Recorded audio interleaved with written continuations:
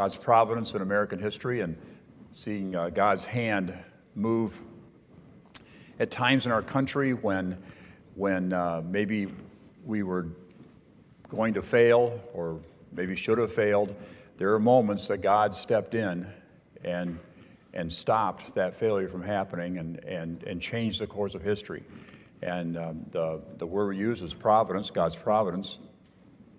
But the idea is that, this is a rhetorical question, but the question is asked: Is America different? Did God perhaps at times, as I said, step in to change the course when it seemed like we were going to fail? And the answer to that is yes, He has, very clearly.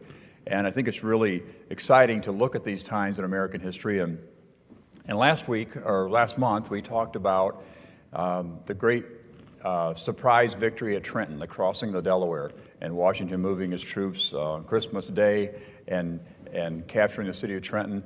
That news spread across the world, and people began to realize that maybe there is a chance for this fledgling nation if something like that can happen.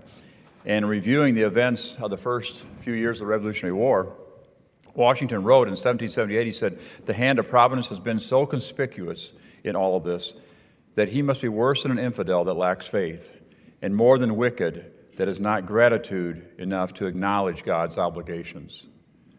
And Washington would write of this providence over and over again. This is not something that was lost on the men currently and the women currently as they went through this war. But this morning I want to tell a story about a man whose name is a household name. We all have heard the name. Unfortunately, it's not used in a good way. In fact, his name has become a euphemism for one of the worst character traits a person can have. The man's name is Benedict Arnold. And the way his story played out is one of God's providence and a true miracle, another true miracle in American history. You know, you hear that term. I've heard people say, well, he's a Benedict Arnold. And maybe some don't know what that means, but his name has become synonymous with the term treason. And he's America's worst treason. We're going to tell that story this morning. You know, I hesitated to tell the story because it's not as dramatic a story as some of the battlefield stories that we studied. But as I read George Washington, it's interesting that he refers to this moment over and over again and the discovery of Arnold's treason just dozens of times. And he saw it as an illustration of how God saved the American cause so that a nation could be built on biblical principles of liberty. So let's go back to from what we talked about the last month of the great victory at Trenton. And despite that great victory, we move on a couple of years, and the American Army was losing more battles than they were winning. Soon after that Battle of Trenton, there was another battle called Brandywine, an area in New York, and the colonists lost 1,200 men in that one battle, and it caused Washington to go to God in prayer and just fervently ask God for a change. He said he needed a signal stroke of providence from the Lord, and that answer from God came very soon.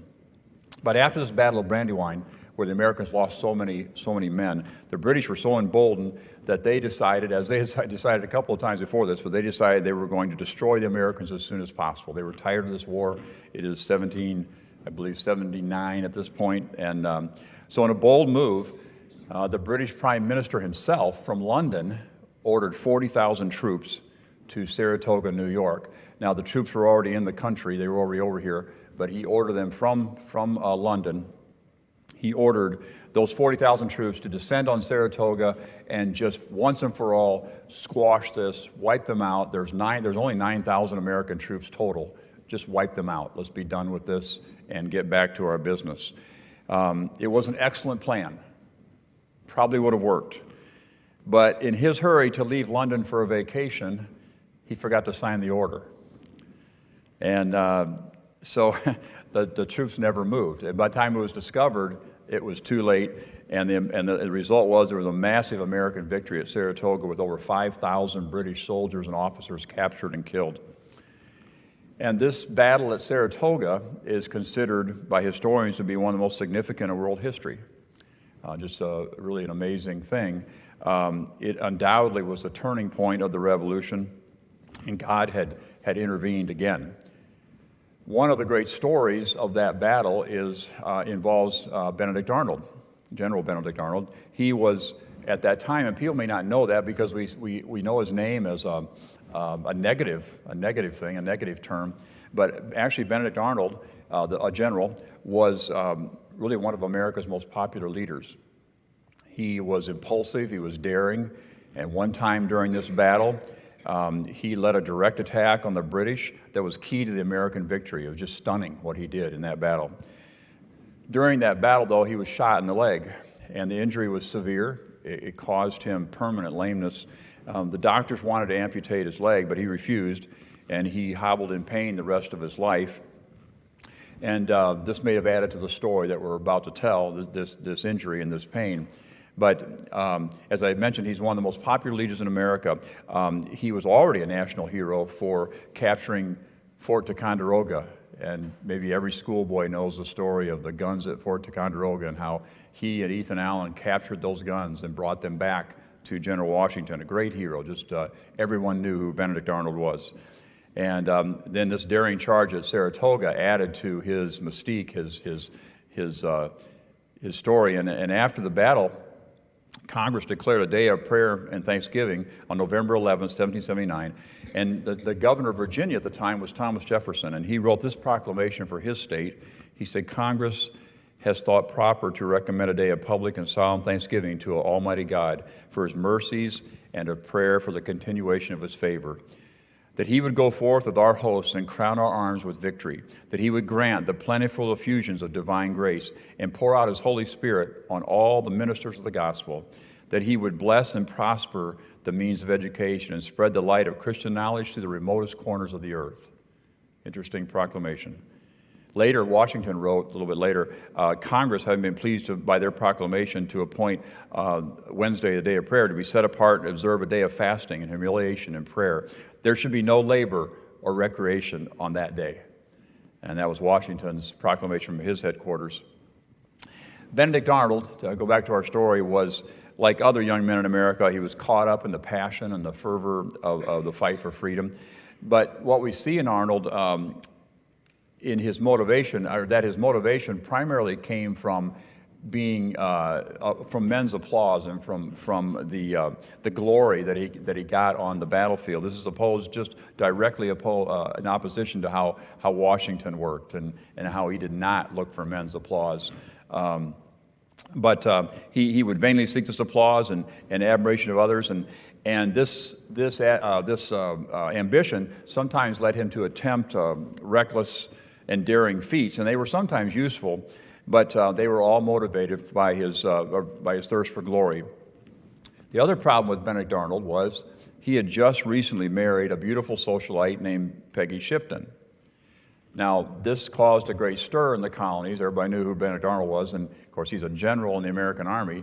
Peggy Shipton and her family were British loyalists, and that didn't seem to go together with, they're very loyal to British. Remember that we are still a part of the British Crown. We are all at this point British citizens. And so this is a war going on in essentially British colonies. And so there were a lot of people that were still, I'd say, for the British cause. And she immediately began to hint to her husband, her new husband, that the Americans did not sufficiently appreciate him and the great conquest on the battlefield that he had. And by the end of the year, she began to make contact with, interestingly enough, an old boyfriend, and a man that she had almost married before she met Arnold. But Washington had actually rewarded Arnold. In his disabled state, he had given him a very, very prestigious position. That is John Arnold. That's the ex-boyfriend up there that you see now on the screen. But Washington had given Arnold actually a great promotion. He had put him in charge of West Point along the Hudson River. But this wasn't enough, I guess, for his ego. The fort at West Point was very important.